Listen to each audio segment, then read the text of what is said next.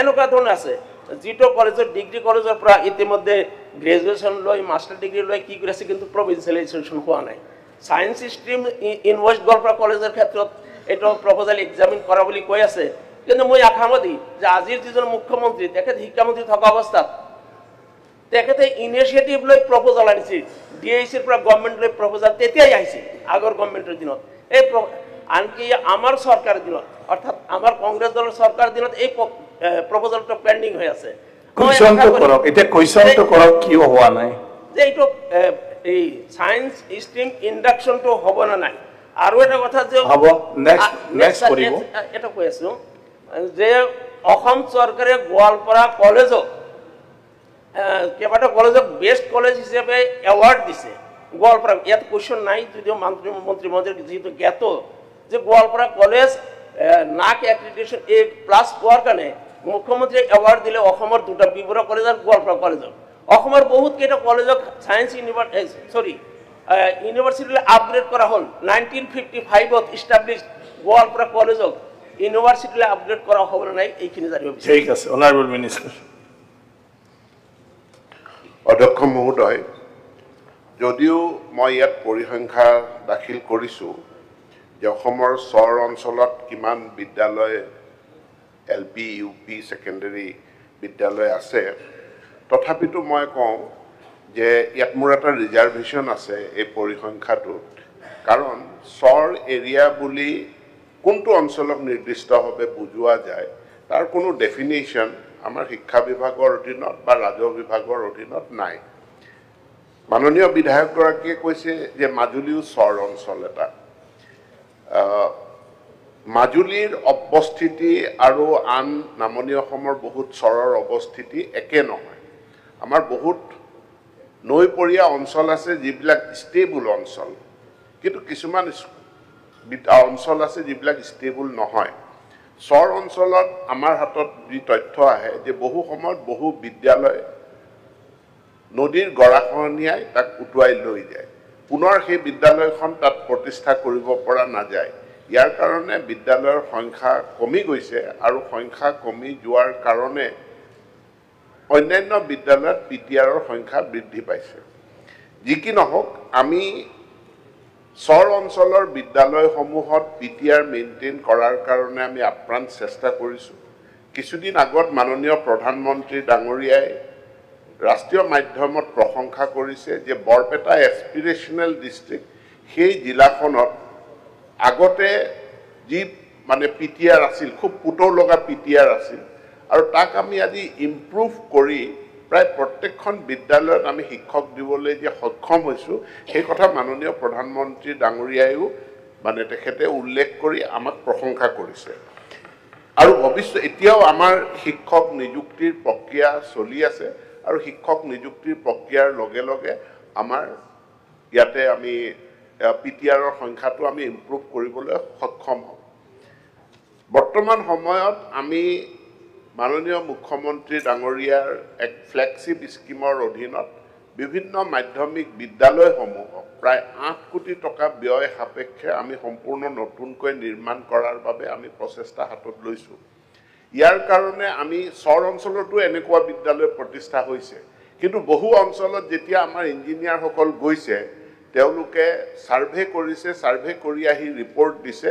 যে এনে ধৰণৰ ষ্ট্ৰাকচাৰ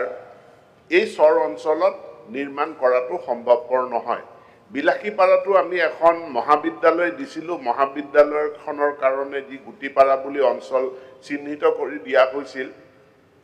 তাৰো যিখিনি মাটি সেই মাটিখিনি তেনেকুৱা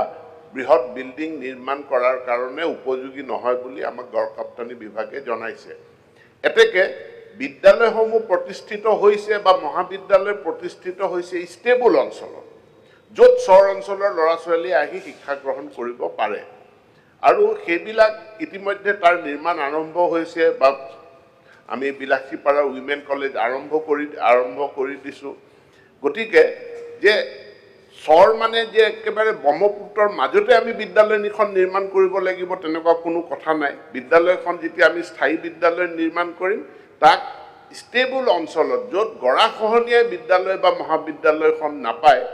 তাত আমি নিৰ্মাণ কৰিব লাগিব আৰু তাত নিৰ্মাণ কৰাৰ লগে লগে চৰ অঞ্চলৰ পৰিসংখ্যাটোত সেই বিদ্যালয়খন সংযোজিত নহয় সেই বিদ্যালয়খন নন চৰ এৰিয়া বুলি উল্লেখ হয় ইয়াৰ পাছত যিটো বিজ্ঞান শাখাৰ কথা উল্লেখ কৰিছে অধ্যক্ষ মহোদয় আমি গোটেই অসমত এটা সাৰ্ভে ইতিমধ্যে কৰি লৈছো কাৰণ আমাৰ যিমান বিজ্ঞানৰ মই বহুত দিন আগতেও এই বিধানসভাতে মই উল্লেখ কৰিছিলো যে অসমত মোৰ বিজ্ঞানত নাম ভৰ্তিৰ বাবে যিমান আসন আছে তাৰ 100% ফুলফিল নহয় বহু আসন খালি থাকি যায় এতেকে এতিয়া আমি বিজ্ঞান শাখা কোনোবা এখন মহাবিদ্যালয়ত আমি প্ৰৱৰ্তন কৰাৰ আগতে আমাক এই তথ্যখিনি আমি আহৰণ কৰি লওঁ যে ওচৰত আৰু কোনোবা মহাবিদ্যালয়ত বিজ্ঞান শাখা আছে নেকি ওচৰৰ কোন কোন উচ্চতৰ মাধ্যমিক বিদ্যালয়ত বিজ্ঞান শাখা আছে এতিয়া ওচৰত যদি ফিডাৰ হায়াৰ সেকেন্ডাৰী স্কুল বিজ্ঞান নাই তেনেহলে মহাবিদ্যালয়খনত বিজ্ঞান শাখাটো খুলি পেলো আমি ছাত্ৰ ছাত্ৰী আমি নাপাম কাৰণ দূৰৰ পৰা ছাত্ৰ ছাত্ৰী আহি ভাড়া ঘৰ লৈ পেলে পঢ়িব নোৱাৰিব এতিয়া এই সাৰ্ভে কমপ্লিট হৈছে এখন বিশেষ ওএম এখন ইস্যু কৰা হৈছে আৰু এই ওএম খনৰ ভিত্তিত সম্পূৰ্ণ যুক্তিসংগতভাৱে এই 2025-26 বৰ্ষৰ পৰা বিজ্ঞানৰ শাখা খোলাৰ আমি পদক্ষেপ আমি আগুৱাই লৈ যাম ধন্যবাদ আৰু কোৱেশ্যনাৰ shortly to the point অধ্যক্ষ ডাঙৰীয়া মাননীয় মন্ত্ৰী মহোদয়ে কৈছে মই স্পেচিফিক মন্ত্ৰী মহোদয়ক পুনৰবাৰ আপোনাৰ জৰিয়তে মন্ত্ৰী মহোদয়ক বা চৰকাৰ to the point কৰক টু দ্য পইণ্টে কৈ আছো যে চৰ অঞ্চলৰ বহুত চৰ এনেকুৱা আছে যিবিলাক চৰত এতিয়ালৈকে আপোনাৰ এম ই স্কুল এটা নাই যিটো আপোনাৰ ৰাইট যিটো আপোনাৰ 2017 যিটো এক্ট ৰিঅৰ্গেনাইজেশ্যন অফ ইনষ্টিটিউশ্যন সেইবিলাক কথা কিন্তু চৰ অঞ্চলত প্ৰতিফলিত হোৱা নাই এলপি স্কুলৰ ক্ষেত্ৰতো হওক এম ই স্কুলৰ ক্ষেত্ৰতো হওক হাই স্কুলৰ ক্ষেত্ৰতো হওক গতিকে এই কথাটো অন্তত গুৰুত্ব সহকাৰে ল'ব বুলি আপোনাৰ জৰিয়তে চৰকাৰক অনুৰোধ জনাইছোঁ ৱেষ্ট গোৱালপাৰা কলেজৰ ক্ষেত্ৰত যিটো ছায়েন্স ইণ্ডাকশ্যন কথা কোৱা হৈছিল এডুকেশ্যন তাৰ পৰা ল'ৰা কেইবাশ ল'ৰা এতিয়া এনৰলমেণ্ট আছে মাষ্টাৰ ডিগ্ৰী লৈ পেলাই প্ৰত্যেকটা ছাবজেক্টত আপোনাৰ মেজৰ চলি আছে মাষ্টাৰ ডিগ্ৰী লৈছে তাৰ পৰা সেই চৰ অঞ্চলৰ ল'ৰা ছোৱালীবিলাক ডক্টৰ ইঞ্জিনিয়াৰো হ'ল গতিকে তেনেকুৱা কথা সোণাৰী কলেজৰ পৰা তাৰ কোৱেশ্যনটো কৰক আপুনি কোৱেশ্যন এইখিনি কথাটো চলিলে কলেজৰ আপোনাক কি লাগে এতিয়া কৈ দিয়ক সায়েন্স ষ্ট্ৰীম সোণাৰী কলেজৰ প্ৰভিঞ্চিয়েলাইজেশ্যন গোৱালপাৰা কলেজৰ ইউনিভাৰ্চিটিলৈ আপগ্ৰেডেশ্যন এই কথাখিনি আৰু চৰ অঞ্চলত আপনাৰ স্কুল আমি অলৰেডি জবাব দিলে উত্তৰ দিলে এটা অভিযোগ মই আপনাৰ জৰিয়তে দিব বিচাৰিছো না টু দা পয়েন্ট কোৱেশ্যন কৰক না আপুনি কিয় ডিবেটৰ নিচিনা লেকচাৰ যে পলছাভাঙা চৰৰ হাই স্কুলটো বেলেগ গাঁও পঞ্চায়তত তাৰে বিধায়ক হিচাপে মই কেইবাবাৰো ডিসি তাৰে আইএসও কোৱাৰ পিছতো শিক্ষক বা কিছুমান মানুহে বেলেগ ঠাইত চলাই থকা কথাটো আপোনাৰ দৃষ্টিগোচৰ কৰিলো যাতে যি ঠাইত স্কুলটো স্থাপিত হৈ আছে হয় আৰু আপোনাৰ জৰিয়তে এই সোণাৰী কলেজ আৰু ৱেষ্ট গোৱালপাৰা কলেজ এই দুটা কবি মাননীয় মন্ত্ৰী মহোদয় বিচাৰিছে ভাইটি অধ্যক্ষ মহোদয় প্ৰাদেশিকৰণৰ বিষয় লৈ পেলাই বিদ্যালয় হওক মহাবিদ্যালয় হওক ইতিমধ্যে এখন কেবিনেট সাব কমিটি গঠন হৈছে আৰু কেবিনেট সাব কমিটিয়ে সকলো সংশ্লিষ্ট মহল দল সংগঠন আৰু অনুষ্ঠান প্ৰতিষ্ঠান তেওঁলোকৰ পৰা স্মাৰক পত্ৰ পাইছে সেইখিনি পৰীক্ষা কৰি আছে আৰু ইয়াৰ ভিতৰত সোণাৰী মহাবিদ্যালয়ৰো আবেদন কেবিনেট সাব কমিটিয়ে পাইছে গতিকে কেবিনেট সাব কমিটিৰ প্ৰতিবেদনৰ ওপৰত প্ৰাদেশিকৰণৰ বিষয়টোৰ ওপৰত হ'ব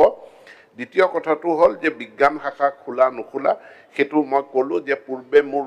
পলিচি নাছিল এতিয়া পলিচি হ'ল এই নতুন পলিচিৰ আধাৰত সেই আবেদন বিচাৰ কৰা হ'ব ঠিক আছে অখিল গগৈ হয় অখিল গগৈ অধ্যক্ষ ডাঙৰীয়া কুৱেশ্যনটো কৰিব হয় যি আমাৰ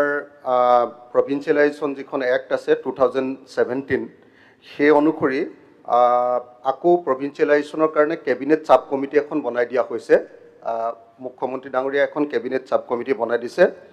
মোৰ প্ৰশ্নটো হ'ল যে 2006 চনৰ যিসকল যিবিলাক স্কুল আছে সেই স্কুলবিলাকৰ ক্ষেত্ৰত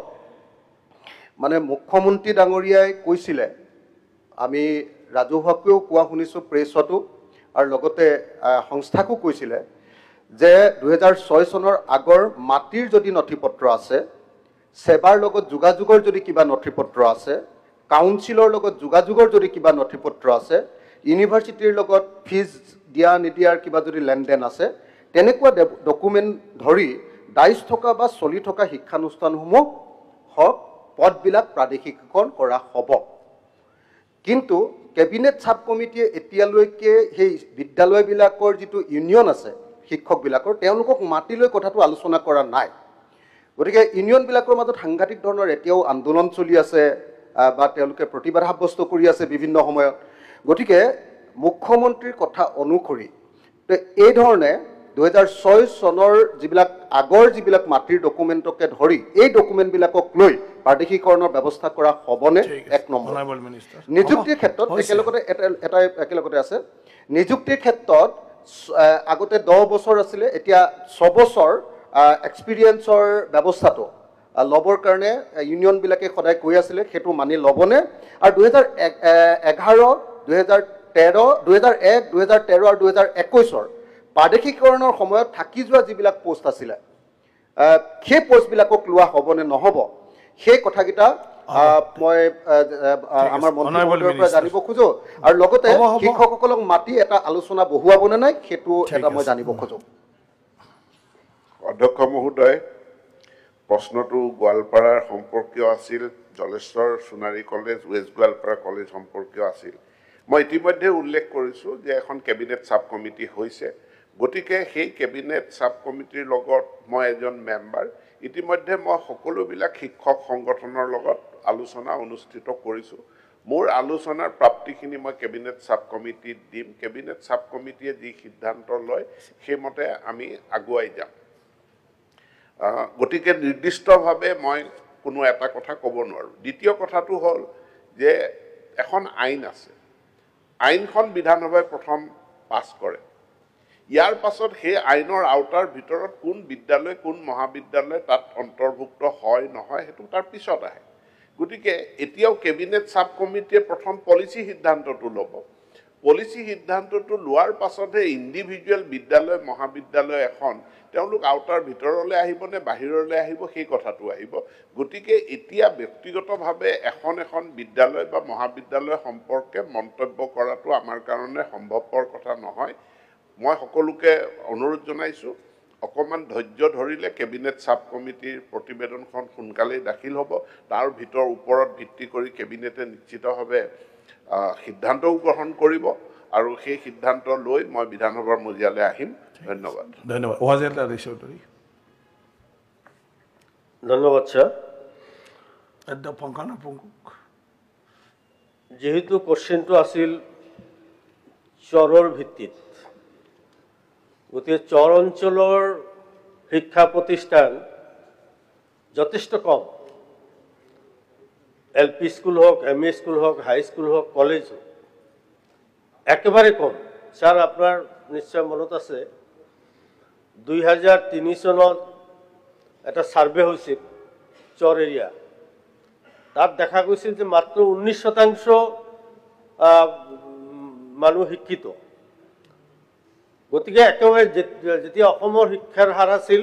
56%, তেতিয়া চৰৰ শিক্ষাৰ হাৰ আছিল মাত্ৰ 19%। গতিকে মই মাননীয় আপোনাৰ জৰিয়তে মাননীয় মন্ত্ৰী মহোদয়ক অনুৰোধ জনাব বিচাৰিছোঁ যে এইবাৰ যিটো 2006 চনৰ আগত স্থাপিত স্কুল কলেজ চৰকাৰীকৰণ কৰা হ'ব বুলি যিটো আমি ইতিমধ্যে শুনা পাইছোঁ, গতিকে চৰ অঞ্চলৰ ক্ষেত্ৰত অলপ গুৰুত্ব দি আৰু বিশেষকৈ মোৰ সমষ্টি দক্ষিণ শালমাৰা সমষ্টিত আমাৰ 2 লাখ পপুলেশ্যন লৈ পেলাই এটা জুনিয়ৰ কলেজ আছে। ছিনিয়ৰ কলেজটো নাই, এটা জুনিয়ৰ কলেজ আছে, জুৰুৱাৰচৰ জুনিয়ৰ কলেজ। এই কলেজখন যদি লোৱা নহয় তেতিয়াহ'লে সেই অঞ্চলৰ শিক্ষাৰ হাৰটো একেবাৰে কোনো পদ্ধেই, বিশেষকৈ ছোৱালীৰ শিক্ষাটো মেট্ৰিক পাছ কৰাৰ পিছতো শেষ হৈ যায়। গতিকে আপোনাৰ জৰিয়তে মন্ত্ৰী মহোদয়ক অনুৰোধ কৰিছোঁ যে আমাৰ দক্ষিণ শালমাৰা সমষ্টিৰ বিভিন্ন পঞ্চায়তত হাই স্কুল নাই। আপুনি ইয়াৰ আগতো কৈছিল, মন্ত্ৰী মহোদয়ে আগতো কথা দিছিল যে ME স্কুল আপগ্ৰেড কৰি হাই স্কুল কৰিম। গতিকে আমাৰ এমই স্কুল আপগ্ৰেড কৰি হাই স্কুল কৰাৰ ব্যৱস্থা কৰিব নেকি আৰু আমাৰ একমাত্ৰ জুনিয়ৰ কলেজ জৰুৱাৰছৰ জুনিয়ৰ কলেজ এই কলেজখন চৰ এৰিয়া হিচাপে এইবাৰ প্ৰভিন্সিয়েলাইজেশ্যন কৰিব নেকি অনাৰেবল মিনিষ্টাৰ মাননীয় অধ্যক্ষ মহোদয় আৰু ইতিমধ্যে আমি প্ৰায় 300 উচ্চ মাধ্যমিক বিদ্যালয় হাইস্কুলক আমি হায়াৰ ছেকেণ্ডেৰী স্কুললৈ উন্নীত কৰিছোঁ মাননীয় মুখ্যমন্ত্ৰীয়ে কেইদিনমান আগত অনুমোদন জনাইছে যে 2025-26 বৰ্ষটো আমি 250খন হাইস্কুলক হায়াৰ ছেকেণ্ডেৰী স্কুললৈ আমি উন্নীত কৰিম আমাৰ এটা পলিচি ডিচিশ্যন আমি ল'ব লাগিব যে মাত্ৰ 3টা শ্ৰেণী লৈ আপাৰ প্ৰাইমেৰী স্কুল একোখন আমি ৰাখিম নে সেই স্কুলসমূহক বিদ্যালয়সমূহক আমি উচ্চ মাধ্যমিক বিদ্যালয়লৈ উন্নীত কৰিম এই বছৰ আমি অগ্ৰাধিকাৰ ভিত্তিত উচ্চ আপাৰ প্ৰাইমেৰী বা এমই স্কুলক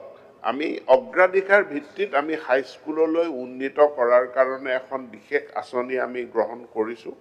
প্ৰায় 2000 কোটি টকা ব্যয় সাপেক্ষে এই আঁচনিখন ৰূপায়ণ হ'ব আৰু এই আঁচনিখন ৰূপায়ণ হ'লে আমাৰ চৰ অঞ্চল হওক পাৰ্বত্য অঞ্চল হওক বা বহু যি দূৰৱৰ্তী অঞ্চল য'ত হাইস্কুলৰ সুবিধা নাই সেই সমস্যাটো আমাৰ সমাধান হ'ব বাকি চৰ অঞ্চলক লৈ পেলে আমাৰ তাত যি বৃহৎ উচ্চতৰ মাধ্যমিক বিদ্যালয় বা মহাবিদ্যালয় প্ৰতিষ্ঠা কৰা যে নৈৰ গৰাত বা ভালনাৰেবল এৰিয়াত তেনেকুৱা আমি বৃহৎ ষ্ট্ৰাকচাৰ নিৰ্মাণ কৰিব আমি নোৱাৰোঁ আমি যেতিয়া বৃহৎ বিদ্যালয় বা মহাবিদ্যালয় স্থাপন কৰিম তাক ষ্টেবল অঞ্চলত য'ত গৰাখহনীয়াই ঢুকি নাপায় বা কোনো ধৰণৰ ক্ষয় ক্ষতি নহয় তেনে অঞ্চলত প্ৰতিষ্ঠা কৰিব লাগিব গতিকে এতিয়া মহাবিদ্যালয় এখন আমি চৰ অঞ্চলৰ কাষতে এটা ষ্টেবল অঞ্চলত আমি প্ৰতিষ্ঠা যেতিয়া কৰিম চৰ অঞ্চলত মহাবিদ্যালয় নাই এই কথাটো ক'ব নালাগে কাৰণ মহাবিদ্যালয় বা বিদ্যালয়খন আমি প্ৰতিষ্ঠা কৰিম ষ্টেবল অঞ্চলত ঠিক আছে সেইকাৰণে থেংক ইউ হয় আপুনি কৈছে কিন্তু আপুনি মোক নাই ঘটনাটো মই আৰম্ভণিতে অধ্যক্ষ মহোদয় মই আৰম্ভণিতে কৈছো চৰ অঞ্চল বুলি ক'লে কোনটো অঞ্চলক বুজায় তাৰ কোনো ডেফিনিশ্যন চৰকাৰৰ অধ্যক্ষ নগৰীয়া চৰকাৰৰ অঞ্চলৰ এলেকা কি নাই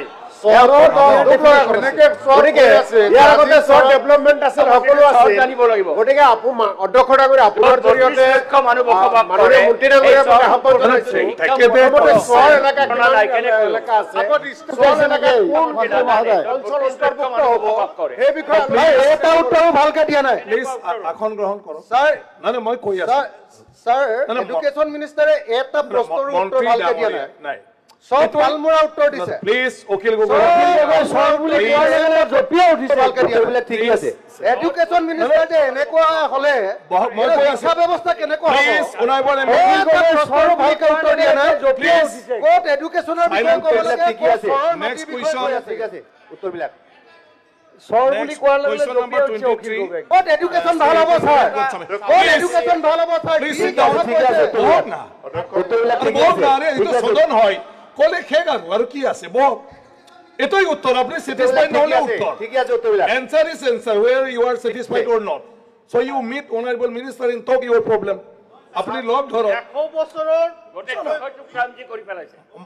সোৱা সেই কাৰণে মই কৈছো ৰিপ্লাই দিলে আসল উত্তৰটো নিদি বেলেগ পলিটিক্যাল কথা কৈ আছে এনে উল্টা উল্টিকে বাহিৰত গৈ পালে আপুনি ধৰি মানুহ তাতে বকবাস সদনত যিটো ৰিপ্লাই দিলে সেইটোই ৰিপ্লাই স্যাৰ honorable উত্তৰবিলাক ঠিকই আছে please উত্তৰবিলাক ঠিকই আছে স্যাৰ প্ৰশ্নটো উত্তৰ নিদিয়ে আৰে বেলেগ আৰে এনেকো বকি থাকিব না লাগে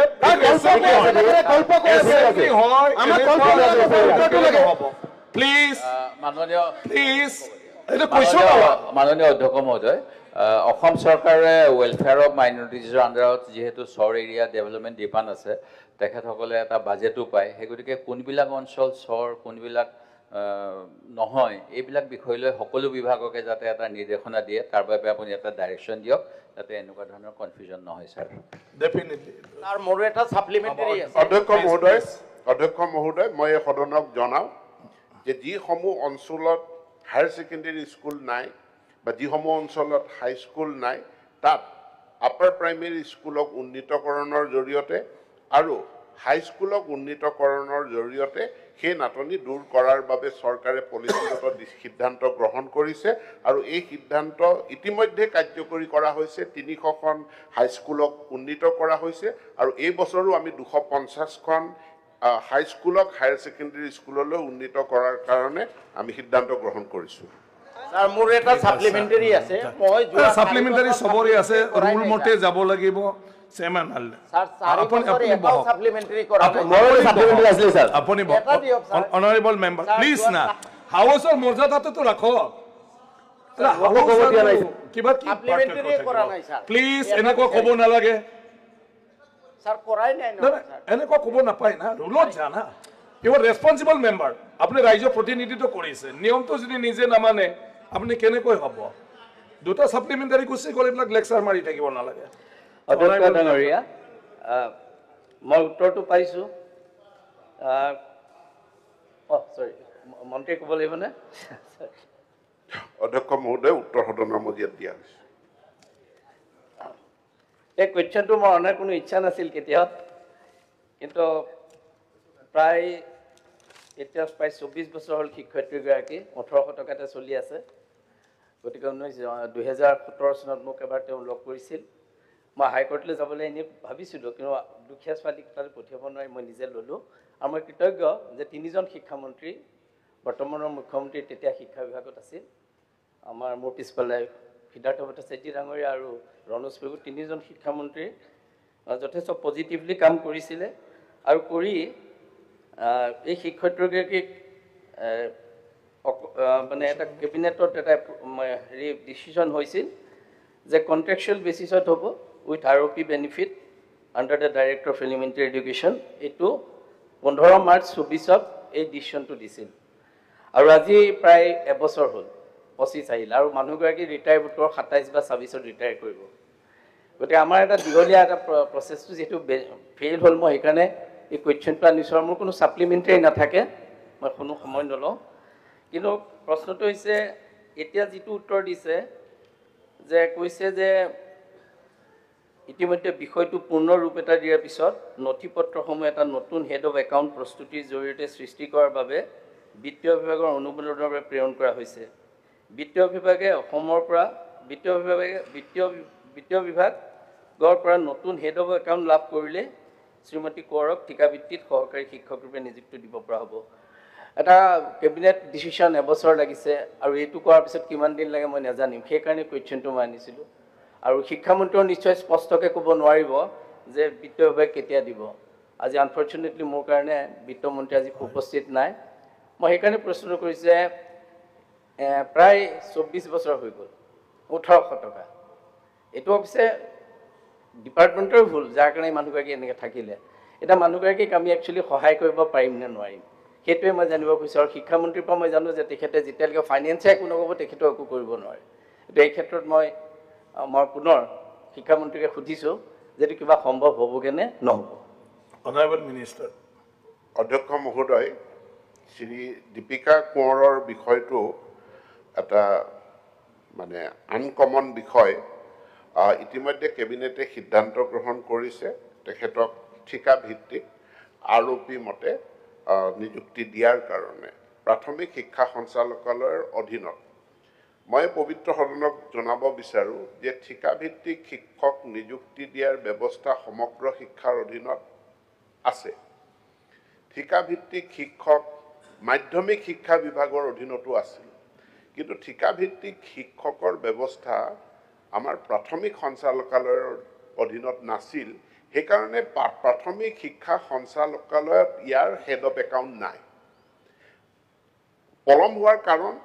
এইটোৱেই যে আমি সমগ্ৰ শিক্ষাৰ অধীনত কৰিব পৰা যায় নেকি যিহেতু তাত তেওঁলোকৰ বিত্তীয় ব্যৱস্থা আছে সেই বিষয়টো পৰীক্ষা কৰিছিলোঁ আৰু যেতিয়া সেইটো আমি তাৰ পৰা নেতিবাচক উত্তৰ পালোঁ আৰু দেখিলোঁ যে তাত আমাৰ অসুবিধা আছে এতিয়া আমি হেড অফ একাউণ্ট এটা সৃষ্টি কৰিবৰ কাৰণে বিত্ত বিভাগক অনুৰোধ জনাইছোঁ আৰু বিত্ত বিভাগে মই আশা কৰোঁ যে এইটো 2 এদিনৰ ভিতৰতে ইয়াৰ সমাধানটো কৰি দিব কাৰণ সিদ্ধান্ত হৈছে যে খালি তেখেতক এটা হেড অফ একাউণ্ট ক্ৰিয়েট কৰি দৰমহা দিব পৰা ব্যৱস্থা এটালৈ নিব লাগে মই মাননীয় সদস্যগৰাকীক আশ্বস্ত কৰিব বিচাৰোঁ যে শীঘ্ৰেই এই সমস্যাৰ সমাধান হ'ব আৰু শ্ৰীমতী দীপিকা কোঁৱৰ ঠিকাভিত্তিক আৰু উইথ আৰপি তেখেতে নিযুক্তি লাভ কৰিব ধন্যবাদ Thank you. এতিয়া next question number 24, Sri Aminul Islam. অধ্যক্ষ মহোদয় উত্তৰ সদনৰ মজিয়াত ৰখা আছে মাননীয় অধ্যক্ষ মহোদয় এই প্ৰশ্নৰ উত্তৰত আমি দেখা পালোঁ যে লাওখোৱা অভয়াৰণ্যৰ ওচৰত ভুৰবান্ধা অঞ্চল আৰু বুঢ়াচাপৰি অভয়াৰণ্যৰ নামত আইৰমাৰী গণেশ টাপু শিয়ালি চাপৰি বাঘা টাপু লাটিমাৰী আদি অঞ্চলত যেটো উচ্ছেদ কৰা হ'ল এই উচ্ছেদ এই অভয়াৰণ্যৰ সংযোজন 13 ফেব্ৰুৱাৰী 2023 তাৰিখে নোটিফিকেশ্যন হৈছে এটা মোৰ প্ৰশ্নটো হ'ল য'ত 60-70 বছৰ আগৰ পৰা তাত মানুহ আছে চৰকাৰে তাত ইমান স্কুল হস্পিটেল কৰিলে সেই এলেকাবিলাকক কেৱল এই মানুহবিলাক ধৰ্মীয় সংখ্যালঘু হোৱাৰ কাৰণেই নেকি যে তাত 2023 চনত এটো ফৰেষ্ট ডিক্লেয়াৰ কৰি পেলাই এই হাজাৰ হাজাৰ মানুহক উচ্ছেদ কৰা হ'ল আৰু এই কৃষকসকলে তাত কৃষি উৎপাদন কৰি আছিল য'ত কোনো বনৰীয়া জীৱ জন্তু নাই এটা নেউল পৰ্যন্ত নাই অধ্যক্ষ মহোদয় তাত এটা হিয়াল নাই নেউল নাই তাত এটো ফৰেষ্ট ডিক্লেয়াৰ কৰি এই হাজাৰ হাজাৰ মানুহক উচ্ছেদ কৰা হ'ল গতিকে এই কথাটো চৰকাৰে স্পষ্ট কৰিব লাগে 2023 চনত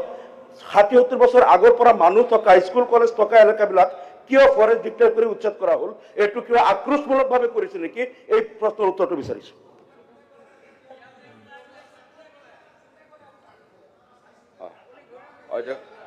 অধ্যক্ষ মহোদয় প্লিজ অধ্যক্ষ মহোদয় মাননীয় সদস্যগৰাকী তেখেতে এজন জ্যেষ্ঠ সদস্য কিন্তু তেখেতে এনেকুৱা ধৰণৰ কথা ক'ব নাপায় যে ধৰ্মীয় বা অন্যান্য ভিত্তিত এইবিলাক হৈছে নেকি সেইবিলাক কথা ক'ব তেখেতে নাপায় আৰু তাতে এটা শিয়ালো নাই নেউলো নাই থাকে ক'ত তাতে যদি মানুহে মাটি দখল কৰি খেতি কৰি থাকে তাতে শিয়াল নেউল ক'ত যাব ক'ত থাকিব কিন্তু মাননীয় সদস্যগৰাকীক মই কওঁ তেওঁ ধন্যবাদ দিব লাগিছিল যে সেইখিনি এভিকশ্যন কৰাৰ পিছত এতিয়া কাজিৰঙাৰ পৰা তাত 4টা গড় আহিছে আৰু মাজে মাজে বাঘো আহিছে আৰু অলপতে বাঘ এটা তাতে বহুদিন বিচৰণো কৰিছে গতিকে আজিৰ দিনটোত শিয়াল নেউল নথকা ঠাইত গড় আহিছে বাঘ আহিছে তাৰমানে অভয়াৰণ্যখন আমাৰ সৰু হৈছে গতিকে তাৰ কাৰণে এই এভিকশ্যনটো কৰা হৈছে এই এভিকশ্যনটো কোনো জাতি ধৰ্ম বৰ্ণৰ কথাটো কৰা নাই আৰু এইখিনি কাৰো ম্যাদী পাত্তাও নহয় এইখিনি চৰকাৰী মাটি আৰু যিসকল মানুহক এভিকশ্যন কৰা হৈছে মুখ্যমন্ত্ৰী ডাঙৰীয়াই স্পষ্টভাৱে কৈছে যে এভিকশ্যন কৰা মানুহক যদি কাৰোবাৰ মাটি নাই ল্যান্ডলেছ মানুহ এভিকশ্যন হৈছে তেওঁলোকক আমি মাটি দিম মুখ্যমন্ত্ৰী ডাঙৰীয়াৰ স্পষ্ট এইটো তেওঁৰ ক্লিয়াৰ ইনষ্ট্ৰাকশ্যন আছে কিন্তু যিসকল মানুহে তাতে মাটি দখল কৰি বহি আছে হিয়াল নেউল যাব পৰা অৱস্থা কৰা নাই তো সেইসকল মানুহৰ মাটি অন্য ঠাইত আছে তেওঁলোকৰ নিজৰ বস্তি আছে মাটি আছে ঘৰ আছে তাত তেওঁলোকে কমফৰ্টেবলি ইয়াৰ পৰা এভিকশ্যন হৈছে নিজৰ ঘৰত গৈ আছে আৰু আপোনালোকে এই কথাবিলাক ৰাজনীতিকৰণ কৰিব নালাগে কিয় যে আজি কাজিৰঙা অভয়াৰণ্যখন অকল ফৰেষ্ট ডিপাৰ্টমেণ্টৰ নহয় এইটো ভাৰত চৰকাৰৰ এটা ঐতিহ্য আৰু এইটো ইউনেস্কো হেৰিটেজ তাৰোপৰি যে ওৰাং আপুনি জানি সুখ পাব যে ওৰাঙত আজিৰ দিনটোত বাঘৰ ডেঞ্চিটি ৱৰ্ল্ডৰ ভিতৰত হায়েষ্ট গতিকে সেই ওৰাঙৰ পৰা বাঘ আজি তেওঁলোকৰ জেগা কম হৈছে এটা বাঘে এখন অঞ্চলত থাকিলে 10 স্কুৱেৰ কিলোমিটাৰ জেগা সেই বাঘটোক লাগে তেওঁৰ ডমিনেটিং এৰিয়া গতিকে আজি ওৰাঙত বাঘৰ সংখ্যা আৰু মাটিৰ সংখ্যা কম হৈছে এতিয়া এই মাটিখিনি আমি এভিকশ্যন কৰাৰ লগে লগে আজি এই মাটিখিনি এভিকশ্যন কৰাৰ লগে লগে আজি ওৰাঙৰ বাঘো বাহিৰলৈকে ওলাই আহিব পৰাৰ কাৰণে সক্ষম হৈছে মাজতে আপুনি টিভিত দেখিছে যে ওৰাঙৰ বাঘ নেশ্যনেল হাইৱেটো ঘূৰি আছে গতিকে ওৰাঙৰ বাঘ নেশ্যনেল হাইৱেত ঘূৰি আছে দেখিছে আপোনালোকে গতিকে এতিয়া ইয়াতে যেতিয়া এভিকশ্যন হ'ল আৰু এভিকশ্যনৰ মাজত অকল আপোনাৰ মাটি এভিকশ্যন হোৱা নাই অকল আপুনি যিখিনি কথা কৈছে সেইটো চিন্তা চৰ্চা কৰা নাই আনকি ব্ৰহ্মপুত্ৰৰ এই পৰ্চনটো এতিয়া কাজিৰঙাৰ পৰ্চন হৈ গ'ল ব্ৰহ্মপুত্ৰ নদীৰ গতিকে এইটোত আপোনালোকে সহযোগ কৰিব লাগে কাৰণ কিয় কাজিৰঙা এটা ৱৰ্ল্ড হেৰিটেজ গতিকে আপোনালোকে সহযোগ কৰক এইটোত মানে আপোনালোকে এইবিলাক ধৰ্মীয় চিন্তা চৰ্চা নিজৰ ভোট বেংকৰ চিন্তা চৰ্চা এৰক কাৰণ এইটো কথা ঠিক কথা নহয় Thank you. Next. আৰু supplementary? আছে মাননীয় অধ্যক্ষ মহোদয়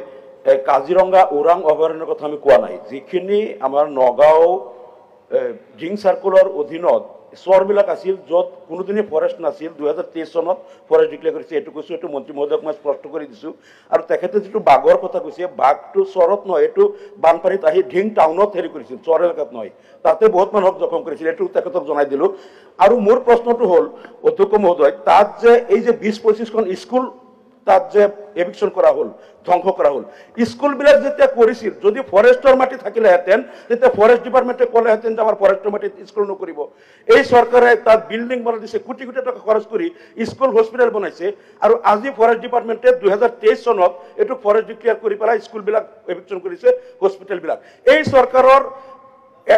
যি চৰকাৰে তাত স্কুল বনাই কোটি কোটি টকা খৰচ কৰে এই চৰকাৰৰ আৰু এক ডিপাৰ্টমেণ্টে আহি পেলাই স্কুলবিলাক উচ্ছেদ কৰে ধ্বংস কৰে এইটো চৰকাৰী টকাৰ অপচয় নহয় নেকি গতিকে চৰকাৰী টকাৰ এই অপচয় কিয় এই অৰাজকতা কিয় স্কুলবিলাক কিয় তাত বনাব দিছিল আৰু আজি কিয় ভাঙি দিয়া হ'ল তাৰ উত্তৰ লাগিব অনাৰেবল মিনিষ্টাৰ অধ্যক্ষ মহোদয় এইবিলাক স্কুল ৰনোজ পেগুৱে বনোৱা নাই চৰকাৰী বনাইছিল এইবিলাক স্কুল ৰাইজে এটা আমাৰ নিজে বনাইছে তাত চৰকাৰী মাটিত স্কুল বনাইছে তেতিয়া চৰকাৰ কাৰ আছিল আপোনালোকে জানিব ভালকৈ আমিতো ময়ো জানো কিন্তু হ'লে মই ইমান নকওঁ আপোনালোকে জানে তাতে আপোনালোকে গভৰ্ণমেণ্ট ইজ কণ্টিনিউছ প্ৰচেছ চৰকাৰ কণ্টিনিউ প্ৰচেছ মই উত্তৰ দি আছোঁ বিধানসভাখনো আপোনালোকে বনোৱা নাই সেইবুলি চৰকাৰটো কাৰ আছিলে যদি নহয় ছাৰ এই কথাটো স্কুলবিলাক কোনোবাই বনাইছে আজি স্কুলবিলাক নচলিব অধ্যক্ষ মহোদয় গতিকে এইবিলাক স্কুলত আচলতে তেতিয়া ৰিকগনিশ্যন আৰু পাৰ্মিশ্যন দিব নালাগিছিল কাৰণ এইবিলাক চৰকাৰী মাটিত স্কুলত চৰকাৰী মাটি আছিল এইবিলাক ৰেভিনিউ লেণ্ড আছিল আৰু ৰেভিনিউ লেণ্ডত তেতিয়া উইদাউট পাৰ্মিশ্যন তাতে কেনেকৈ পাৰ্মিশ্যন পালে কেনেকৈ ৰিকগনিশ্যন পালে এটা ৰাইজে পাতা নহয় ৰাইজে সৰ্বৈক্য অভিযান মিছনে ডাইৰেক্ট পাতিছে ভেঞ্চাৰ নাছিল ভেঞ্চাৰ নহয় ডাইৰেক্ট শুনক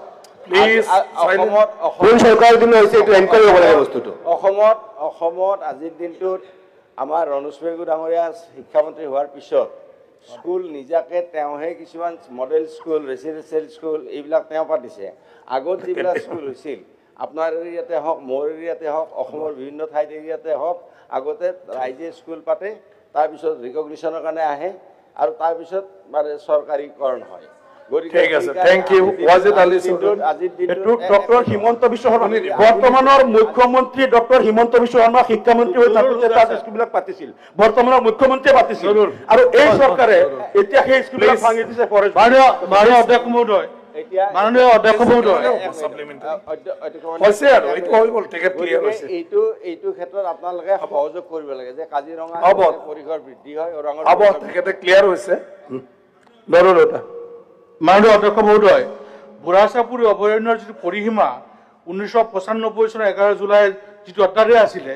সেই অধ্যাদেশত মোৰ ৰূপহী বিধানসভা সমষ্টিৰ চিতলমাৰী পথাৰ চিতলমাৰী বিল এনচি চিতলমাৰী বিল চেনিমাৰী বিল এনচি বাগাটাপু চৰ লাটিমাৰী আৰিমাৰী হিয়ালে চাপৰি আৰু গণেশ টাপু এইখিনি কিন্তু কৃষকৰ মাটি আছিলে কৃষি খেতি কৰি আছিলে এইটো 2023 চনত 13 ফেব্ৰুৱাৰী তাৰিখে অধিগ্ৰহণ কৰি চৰকাৰে এই মানুহখিনিক তাৰ পৰা খেতিয়কসকলক উচ্ছেদ কৰিছে তো মই এইটো আপোনাৰ জৰিয়তে মন্ত্ৰীবৰ্গক অনুৰোধ কৰিব বিচাৰিছোঁ যে এইটো খেতি আছিলে আৰু এই খেতিৰ পৰা এই গাঁওকেইখনৰ জনসাধাৰণক উচ্ছেদ কৰিছে গতিকে পুনৰবাৰ সেই যিটো অধিগ্ৰহণৰ বাহিৰত নি এই গাঁওখিনি মুক্ত কৰি সেই মানুহখিনিক তাতে বসবাস কৰাৰ সুবিধাটো দিয়াৰ কাৰণে মই আপোনাৰ জৰিয়তে মন্ত্ৰীবৰ্গক অনুৰোধ জনাইছোঁ অধ্যক্ষ মহোদয় এইটো কথা মানে মই মাননীয় সদস্যগৰাকী তেখেতে মোৰ লগত কথাও পাতিছিল ব্যক্তিগতভাৱে কৈছিলোঁ কথাখিনি এইখিনি কথা মই তেতিয়াও তেখেতে কৈছোঁ এতিয়াও কওঁ যে এই যিখিনি আমাৰ এভিকশ্যন হ'ল তাতে আৰু কাকো খেতি কৰিব দি তাত নেউল শিয়াল যাব নোৱাৰা নকৰোঁ তাত এইটো নহ'ব কোনো পৰিস্থিতিতে নহ'ব এইটো অভয়াৰণ্যৰ ভিতৰত থাকিব আৰু এইটো অভয়াৰণ্যৰ ভিতৰৰ মাটি হ'ব তাত খেতি নচলিব এইটো স্যাৰ পিছত অধিগ্ৰহণ কৰিছে স্যাৰ এইটো আগতে নাছিলে 1995 চনত যিটো অধিগ্ৰহণ কৰিছিলে সেই সময়ত কিন্তু এই এলেকাখিনি নাছিলে এই এলেকাখিনি সম্পূৰ্ণ খেতি আছিলে আৰু এই খেতি মাটিখিনি আমাৰ যিসকল ভূমিহীন লোক সেইসকলে তাত খেতি বাতি কৰি আছিলে গতিকে তেওঁলোকক তাৰ পৰা উচ্ছেদ কৰিছে সেইটো স্যাৰ গণেশ কুমাৰ খেতিয়কসকলক উচ্ছেদ কৰিছে বুজি পালো খেতিয়কসকলক উচ্ছেদ কৰিছে এইটো স্যাৰ অন্যায় কৰা হ'ব তেখেতে স্বীকাৰ চৰকাৰে পুনৰ বিবেচনা কৰিব লাগে চৰকাৰে পুনৰ বিবেচনা বিনম্ৰ অনুৰোধ জনাইছো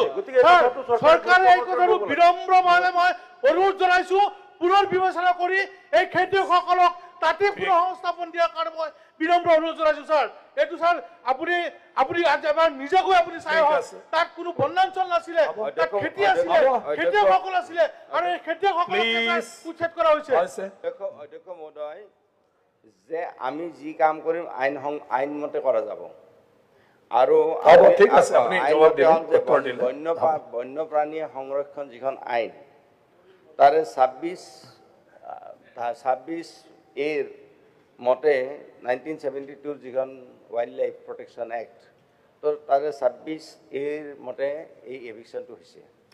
গতিকে এভিকশ্যনটো হৈ আপুনি ঠিক আছে দেখুন এক ছেকেণ্ড প্লিজ এক ছেকেণ্ড কাৰণ কাৰো মনত দুখ থাকিব নালাগে ক্লিয়াৰ কৰি দিয়া দুখ থাকিব দুখ থাকিব নালাগে আপুনি মোক এটা মই আপোনাকে এটা অনুৰোধ কৰিছোঁ তাতে বন্যপ্ৰাণী যেতিয়া আমাৰ সেইখন অভয়াৰণ্য হ'ল গড় আহিল বাঘ আহিল এতিয়া প্ৰশ্নটো হৈছে তাতে যদি আমি খেতি কৰিব দিওঁ তাতে গড় আৰু বাঘ আহিব নেকি সেইখন বন্যপ্ৰাণী হৈ থাকিব নেকি মন্ত্ৰী মহোদয় মাজত যে কেবিনেটত সিদ্ধান্ত লৈ দুটা পিয়াৰে আপোনালোকে ডিসকাশন নহয় তাতে বন্যপ্ৰাণী হৈছে এটা ডিসকাশন নহয় কোৱেশ্চন নম্বৰ 25 লেম্বু আপোনালোকে সিদ্ধান্ত লৈ পিয়াৰেবক ডিৰিজাৰ্ভ কৰিছে ডিনোটিফাই কৰিছে তাতে মানুহ বহাৰ সদনৰ দিয়া হৈছে ইয়াত নহয় কিয় হৈছে প্লিজ অনাৰেবল মিনিষ্টাৰ না ঠিক আছে অধ্যক্ষ লেম্বু ডাঙৰীয়া যিটো আৰএফ জেনেৰেল কৰা হৈছে আপুনি আপোনাৰ কথা কৈ দিলে আৰু পিআৰএফ 4খন 6খন পিআৰএফ আৰু আৰএফ হ'ব আপোনাৰ হ'ব প্লিজ লেম্বু ডাঙৰীয়া মাননীয় অধ্যক্ষ মহোদয় মই আপোনাৰ জৰিয়তে মন্ত্ৰী মহোদয়ক প্ৰশ্ন কৰিব বিচাৰিছোঁ যে কিছু বছৰ আগলৈকে গুৱাহাটী ইউনিভাৰ্চিটিত আইডলৰ জৰিয়তে নেপালী ভাষাত MA কৰাৰ সুবিধা আছিলে কিন্তু কাৰিকৰী কাৰণত যেহেতু MA কৰাৰ ব্যৱস্থা গুৱাহাটী ইউনিভাৰ্চিটিৰ পৰা আইডলত নাইকিয়া হ'ল তাৰ পাছৰে পৰা নেপালী সাহিত্য সভা বা বিভিন্ন জাতীয় সংগঠনে বিভিন্ন সময়ত অসমৰ গুৱাহাটী ইউনিভাৰ্চিটি বড়োলেণ্ড ইউনিভাৰ্চিটি আৰু KK সন্দিকৈ মুক্ত ইউনিভাৰ্চিটিত নেপালী ভাষাৰ MA কৰাৰ সুবিধাৰ কাৰণে কি ব্যৱস্থা গ্ৰহণ কৰিছে এই বিষয়ে মই প্ৰশ্ন কৰিছিলোঁ আৰু লগতে যেহেতু বিগত 25 বছৰলৈকে কোনো এখন কলেজত নতুনকৈ নেপালী বিষয়ত শিক্ষক পোষ্ট কলেজ অথবা ইউনিভাৰ্চিটিত নোহোৱাৰ কাৰণে ছাত্ৰ ছাত্ৰীৰ সংখ্যা পৰ্যায়ক্ৰমে কমি গৈছে এই বিষয়ত আমাৰ চৰকাৰ তথা মাননীয় মন্ত্ৰী মহোদয়ে কি ধৰণৰ ব্যৱস্থা লৈছে মই জানিব বিচাৰিছোঁ অনাৰেবল মিনিষ্টাৰ মাননীয় অধ্যক্ষ মহোদয় বৰ্তমান NEPৰ অধীনত মাষ্টাৰ্ছ ডিগ্ৰী বা MA কৰাৰ সুবিধা কেৱল বিশ্ববিদ্যালয়ত সীমিত হৈ নাথাকে মহাবিদ্যালয়সমূহতো MA কৰাৰ বা MSc কৰাৰ মাষ্টাৰ্ছ ডিগ্ৰী কৰাৰ সুযোগ সুবিধা আমাক NEPয়ে প্ৰদান কৰিছে আৰু আমি জানো অসমৰ বহু মহাবিদ্যালয়ত ইতিমধ্যে পোষ্ট গ্ৰেজুৱেট বিভিন্ন বিষয়ৰ পোষ্ট গ্ৰেজুৱেট কোৰ্চ মহাবিদ্যালয়সমূহত আৰম্ভ হৈছে অসমত 4খন মহাবিদ্যালয় আছে যি 4খন মহাবিদ্যালয়ত নেপালী ভাষা তাত সাবজেক্ট হিচাপে আছে ত্যাগবীৰ হেমবৰুৱা কলেজ বিশ্বনাথ মহাবিদ্যালয় ঢেকিয়াজুলিৰ LOKD মহাবিদ্যালয় আৰু দৰং মহাবিদ্যালয় ইয়াতে দৰং মহাবিদ্যালয়ক বাদ দি বাকিখিনিত ছাত্ৰ ছাত্ৰী আছে দৰং মহাবিদ্যালয়তো আছে অলপ কম আছে এতিয়া আমি এই মহাবিদ্যালয় কিখনক তেওঁলোকলৈ আমি ইনষ্ট্ৰাকচন দিম যে ইয়াত MA কোৰ্স খুলিবৰ কাৰণে যি পৰ্যাপ্ত যি প্ৰয়োজনীয় তেওঁলোকক সহযোগিতা লাগে এইখিনি অসম চৰকাৰে আগবঢ়াব মহাবিদ্যালয় কিখনত যেহেতু নেপালী ভাষা ইতিমধ্যে প্ৰৱৰ্তিত হৈ আছে তাতে মাষ্টাৰ্ছ কোৰ্স বা MA পঢ়াৰ সুযোগ সুবিধাও সৃষ্টি কৰিব লাগে তাৰ ক্ষেত্ৰত আমি পদক্ষেপ ল'ম ইয়াৰ উপৰিও গুৱাহাটী ইউনিভাৰ্চিটিত যি open and distance learning Nepali language আছিল সেইটো বন্ধ হৈ যোৱাৰ পৰিপ্ৰেক্ষিতত আমি কৃষ্ণকান্ত সন্দিকৈ অপেন বিশ্ববিদ্যালয়ত আমি নেপালী ভাষাৰ কোৰ্চ খোলাৰ কাৰণে যাৱতীয় আলাপ আলোচনা চলি আছে। ইয়াক খুব খৰতকীয়া কৰি সোনকালে এটা আমি সিদ্ধান্তলৈ লৈ যাম। আৰু নতুন কোনো কলেজ, যি কলেজত পৰ্যাপ্ত পৰিমাণে নেপালী ভাষাৰ অধ্যয়ন কৰিব বিচৰা ছাত্ৰ ছাত্ৰীৰ সম্ভাৱনীয়তা আছে, তেনে বিদ্যালয়ত নতুনকৈ নেপালী ভাষাৰ বিষয় খোলা বা ডিপাৰ্টমেণ্ট খোলাৰ বিষয়টো চৰকাৰে বিবেচনা কৰিব। ধন্যবাদ। ধন্যবাদ।